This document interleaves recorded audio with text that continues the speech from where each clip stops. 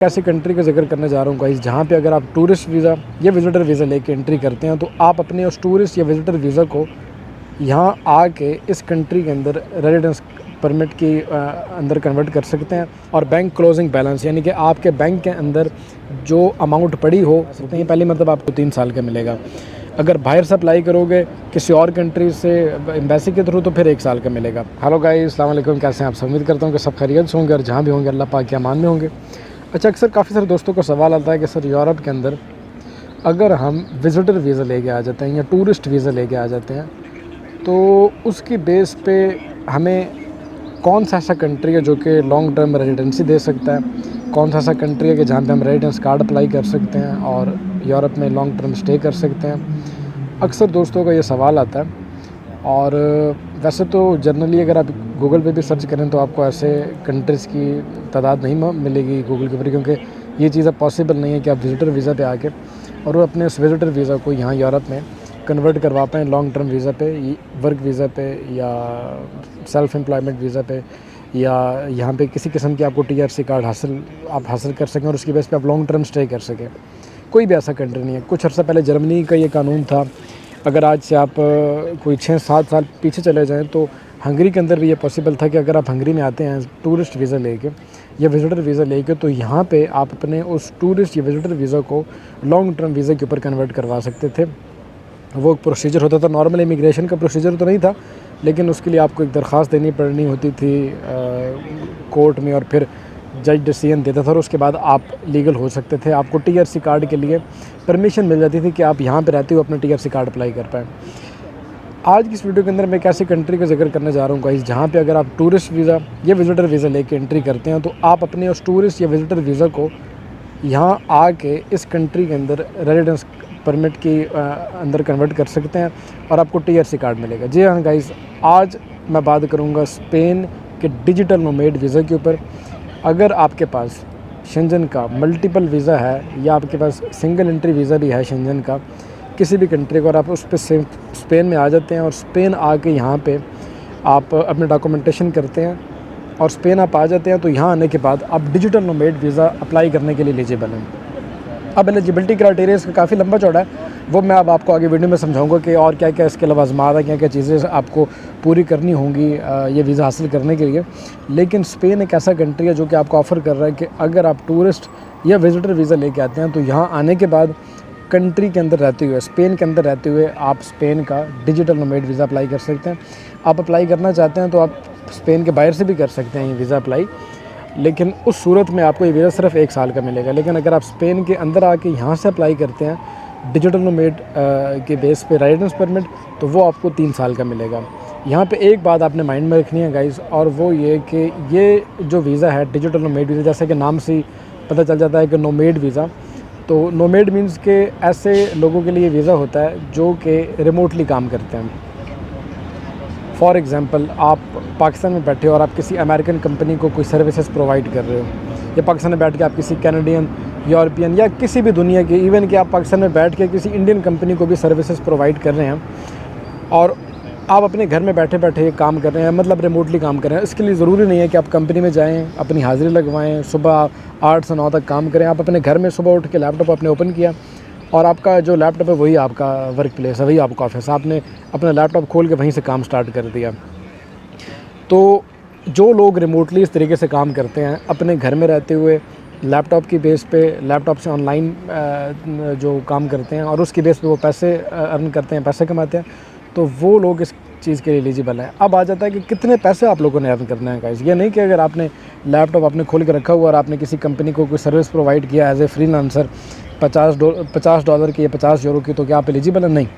इसके लिए ज़रूरी है कि आपकी 1 महीने की जो इनकम है, वैसे तो ऑफिशियली जो स्टैट्स उनके अकॉर्डिंग €2760 थी, अब इन्होंने थोड़ी सी इंक्रीज़ किया। तो आप अपने माइंड में रख लें कि अगर आपकी सैलरी 1 महीने की लगभग €3000 आ रही है ऑनलाइन लैपटॉप से काम करते हुए, रिमोटली जॉब करते हुए, तो आप इस वीज़ा के लिए एलिजिबल हैं। आपको पिछले 3 महीने की सैलरी शो करवानी होंगी कि आप पिछले 3 महीने से काम कर रहे हैं, यानी कि 3000 को आप मल्टीप्लाई कर लें 3 पे, यानी कि पिछले 3 महीने में आपको कंपनी ने €9000 दिया हो।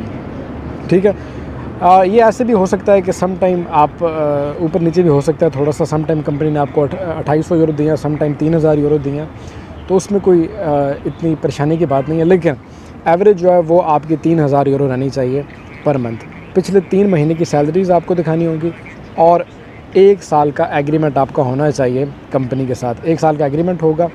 अब आ जाते हैं बैंक बैलेंस के ऊपर कि आपकी बैंक स्टेटमेंट्स कितनी होनी चाहिए, बैंक के अंदर बैंक क्लोजिंग बैलेंस कितना बड़ा होना चाहिए। अब यहाँ पे ना 2 चीज़ें आ जाती हैं, एक होता है बैंक स्टेटमेंट, एक होता है बैंक क्लोजिंग बैलेंस सर्टिफिकेट। अक्सर लोग कहते हैं कि सर हमारी स्टेटमेंट तो बहुत अच्छी है, करोड़ों में है, 50 लाख है, आइए 50 लाख हाई आ रहा है, 20 लाख हाई आ रहा है, लेकिन जब उनसे बैंक क्लोजिंग बैलेंस सर्टिफिकेट मांगा जाता है तो वहाँ पे 1 लाख भी शो नहीं हो रहा था। तो उनसे पूछते हैं कि भाई पैसे कहाँ पे हैं? सर जी स्टेटमेंट हमारी पैसे आ जा रहे हैं, मतलब आ रहे हैं और जा रहे हैं। नहीं, ऐसा नहीं है। बैंक क्लोजिंग बैलेंस जो है वो आपका अच्छा होना चाहिए।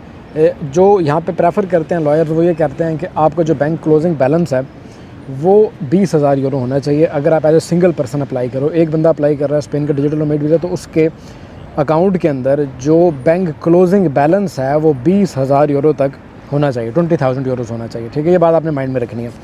अब यहाँ पे एक चीज़ आप लोगों ने और भी माइंड में रखनी है कि जो बैंक स्टेटमेंट का मैंने जिक्र किया, तो बैंक स्टेटमेंट के अंदर शो हो के पिछले 3 महीने में आप जिस कंपनी के साथ काम कर रहे हैं उस कंपनी ने आपको पेमेंट किया और जो आपकी पेमेंट आई है आपके अकाउंट के अंदर वो 3,000 यूरो होनी चाहिए पर मंथ। पिछले 3 महीने का रिकॉर्ड चेक करेगी एम्बेसी। आपके बैंक स्टेटमेंट्स के अंदर आप चेक कर सकते हैं कि आपकी इनकम आई है, तो वहाँ पे शो हो जाता है कि वाकई आपने मतलब उसी कंपनी को सर्विसेज प्रोवाइड की और वहाँ से आपकी इनकम आई है। तो बैंक स्टेटमेंट्स इसलिए लगेंगी। और बैंक क्लोजिंग बैलेंस यानी कि आपके बैंक के अंदर जो अमाउंट पड़ी हो वो 20,000 यूरो होनी चाहिए। ठीक है, 20,000 यूरो। अगर आपकी स्टेटमेंट्स में 20,000 यूरो शो रहा है कि पिछले 3 महीने में आपके अकाउंट में 20,000 यूरो था, वो नहीं चाहिए। बैंक क्लोजिंग बैलेंस चाहिए कि 20,000 यूरो आपके अकाउंट में पड़ा हुआ हो उस वक्त जब आप ये वीज़ा अप्लाई करें। ठीक है, बात क्लियर हो गई है, इसलिए थोड़ा एक्सप्लेन करके समझाया क्योंकि अक्सर लोगों को ये बात समझ नहीं आती। अक्सर मेरे पाकिस्तानी और इंडियन भाई आ जाते हैं तो वो कहते हैं कि सर जी हमारी स्टेटमेंट तो बहुत अच्छी है, लाखों में है, करोड़ों में है, लेकिन जब बैंक क्लोजिंग बैलेंस सर्टिफिकेट मांगा जाता है तो उसमें कुछ हज़ार भी नहीं पड़े होते हैं। तो ये आपने बात माइंड में रखनी है। सिंगल पर्सन जो है उसके लिए 20,000 यूरो रिक्वायर्ड है। आप फैमिली के साथ भी अप्लाई कर सकते हैं, लेकिन उसमें फिर आपको बैंक क्लोजिंग बैलेंस मज़ीद अच्छा करके दिखाना होगा। अब इसके अलावा गाइज़ एक और चीज़ आपको बताता चलूँ कि जो डिजिटल नोमैड वीज़ा है ये तो मैंने आपको बता दिया कि कितना अच्छा है, आप यहाँ पे रह सकते हैं। ये पहली मतलब आपको अगर स्पेन के अंदर से आप आगे अप्लाई करोगे तो 3 साल का मिलेगा। अगर बाहर से अप्लाई करोगे किसी और कंट्री से एम्बेसी के थ्रू तो फिर 1 साल का मिलेगा। एक चीज़ और आपको क्लियर करता चलूँ गाइज़ कि इस वीज़ा के ऊपर आप स्पेन में कोई काम नहीं कर सकते। आप स्पेन में लीगली कोई काम नहीं कर सकते क्योंकि आपको ये वीज़ा मिला है रिमोट जॉब के ऊपर। रिमोटली आप काम कर रहे हो, किसी और कंपनी को सर्विसेज प्रोवाइड कर रहे हो जो कि स्पेन से बाहर है और उसके बेस पे आपको ये वीज़ा दिया है स्पेनिश गवर्नमेंट ने।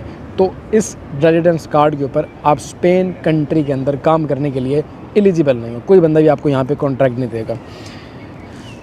दूसरी चीज़, ये वीज़ा जो है गाइस, ये जो रेजिडेंस परमिट है, ये आप ये समझ लें कि ये किराए का रेजिडेंस परमिट है। आपको जितने टाइम तक आप रहोगे स्पेन के अंदर आपको उतना टाइम हर महीने या हर क्वार्टर का टैक्स अदा करना पड़ेगा स्पेनिश गवर्नमेंट को। अब जो इनकम यहाँ पे हो रही है, इनकम तो मैंने आपको बता दी है कि 3,000 यूरो होनी चाहिए, लेकिन अब इसके ऊपर टैक्स मैं आपको अगर बताता चलूँ तो 24% के हिसाब से टैक्स है, 24% के हिसाब से टैक्स है। कहीं 24% जो आपकी इनकम आएगी उसका 24% आपको स्पेनिश गवर्नमेंट को टैक्स देना होगा। जिस वक्त आपने टैक्स देना बंद किया, गवर्नमेंट की नज़र में आप आ गए, उन्होंने आपका रेजिडेंस कार्ड रिवोक कर देना है और आपके लिए फिर प्रॉब्लम क्रिएट हो जाएगी। आपको वो फिर आगे एक्सटेंशन नहीं देंगे या वो आप उस कंट्री के ऊपर डिपेंड करता है, आपको डिपोर्ट करें जो भी करें। लेकिन जिस दिन आपने टैक्स अदा करना बंद कर दिया तो आपके लिए प्रॉब्लम क्रिएट हो जाएंगी स्पेन के अंदर। तो ये आप सादा लफ्ज़ों में समझ लें कि ये किराए का रेजिडेंस परमिट है, यानी कि आपको टैक्स अदा करना होगा हर महीने या हर 3 महीने के बाद, और आपके 1 महीने का जो टैक्स है वो आपकी इनकम का 24% टैक्स होगा। ठीक है, ये बात आपने माइंड में रखनी है। जो रिक्वायरमेंट्स हैं, आपका पासपोर्ट, आपका पाकिस्तानी CNIC, उस कंपनी के साथ जिस कंपनी के साथ आप ये रिमोटली जॉब कर रहे हो उसका एग्रीमेंट, 1 साल का एग्रीमेंट होना चाहिए। 3 महीने की, पिछले 3 महीने की सैलरी स्लिप्स आपने दिखानी होंगी। इसके अलावा पाकिस्तान से अगर आप अप्लाई करें तो या इंडिया से तो आपका पुलिस क्लियरेंस सर्टिफिकेट, ये 5वां डॉक्यूमेंट, और मेडिकल रिपोर्ट आपके अपने इलाके के हॉस्पिटल से बनेगी, डिस्ट्रिक्ट हॉस्पिटल से, वो आपको चाहिए होगी। तो ये चीज़ आपको चाहिए होगी। आपको डॉक्यूमेंट्स नोटराइज भी करवाने होंगे और ट्रांसलेट भी करवाने होंगे। डॉक्यूमेंट्स की नोटराइजेशन आपने पाकिस्तान से करवानी है और जो ट्रांसलेशन है वो यहाँ स्पेन के अंदर जो स्पेनिश ऑफिशियल इदारे हैं जो कि डॉक्यूमेंट्स की ट्रांसलेशन करते हैं, आपने वहाँ से अपने डॉक्यूमेंट्स की ट्रांसलेशन करवानी होगी। तो ये कुछ इन्फॉर्मेशन थी गाइस जो कि आप दोस्तों के साथ शेयर करनी थी स्पेन के डिजिटल नोमैड वीज़े के ऊपर। आई होप कि मैंने आज के इस वीडियो के अंदर आप लोगों को बहुत अच्छे तरीके से एक्सप्लेन कर दिया होगा कि स्पेन का डिजिटल नोमैड वीज़ा क्या है और किस तरीके से आप इसको अप्लाई कर सकते हैं। अगर वीडियो अच्छी लगी हो और इन्फॉर्मेटिव लगी हो तो वीडियो को लाइक कीजिएगा। कोई भी आपका सवाल हो, कोई आप चीज़ पूछना चाहते हैं तो उसके लिए आप दिए गए ईमेल एड्रेस के ऊपर कमेंट कर सकते हैं। अपना ईमेल के ऊपर आप अपना क्वेश्चन कर सकते हैं, यूट्यूब की वीडियो के अंदर कमेंट कर सकते हैं। जैसे मेरे पास, मेरी टीम के पास टाइम होगा, एज़ सून एज़ पॉसिबल हम आपको रिस्पॉन्स करेंगे और आपकी हेल्प की जाएगी। इसके अलावा अगर आप अपने कोई डॉक्यूमेंट्स चेक करवाना चाहते हैं, वेरीफाई करवाना चाहते हैं, या आप अपने किसी डॉक्यूमेंट्स की तसल्ली करवाना चाहते हैं कि डॉक्यूमेंट ओरिजिनल है आपके या फेक हैं, तो उसके लिए भी आपको इस दी गई ईमेल एड्रेस के ऊपर अपने डॉक्यूमेंट भेजने होंगे। ऑफ कोर्स डॉक्यूमेंट चेकिंग की एक मामूली सी फ़ीस होती है जो कि आपको बाद में ऑनलाइन अदा करनी होगी। इसी के साथ आप ज़ीशान आसिम को दीजिएगा इजाज़त। मिलते हैं इसी तरह की अगली वीडियो में, तब तक के लिए टेक केयर, अल्लाह हाफ़िज़।